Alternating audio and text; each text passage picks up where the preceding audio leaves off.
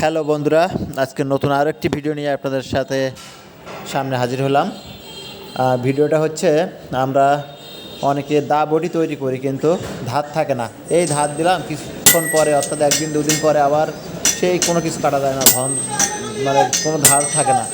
তো এই জন্য আমরা চিন্তাভাবনা করে আধুনিক প্রক্রিয়ায় একটি দা বটি তৈরি করলাম, যেটা আপনাদের সামনে A to Z উঠায় ধরার চেষ্টা করলাম।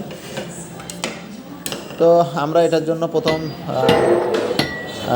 ভাঙাড়ি স্ক্র্যাপের দোকান থেকে আমরা ট্রাকের যে স্প্রিংগুলো থাকে, চাকার উপরে যে পাতগুলো দেওয়া থাকে স্প্রিং, আমরা এই পাত কিনলাম।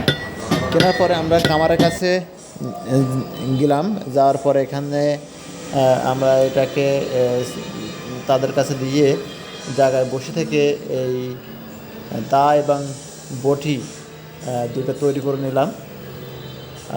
আপনারা দেখেন যে কিভাবে এটা তৈরি করা হয়েছে। এটা তৈরি করা অনেক পরিশ্রম, যেটা বসে বসে উপলব্ধি করলাম। তো এটা ধার মানে বলে বোঝানো যাবে না, প্রচণ্ড ধার, বুঝছেন। এবং সুন্দর ঢকের দা এবং বটি তৈরি হয়েছে। তো আপনারা এভাবে তৈরি করে নিলে আমার মনে হয় যে একবার যদি এটা এভাবে একটু খরচ বেশি দিয়ে তৈরি করে নেন, তাহলে মনে করি যে 15-20 বছরের ভিতরে আর দা বটি তৈরি করা লাগবে না। এবং সুন্দর। তো এটা উঠিয়ে ধরার জন্য আজকের এই ভিডিওটা।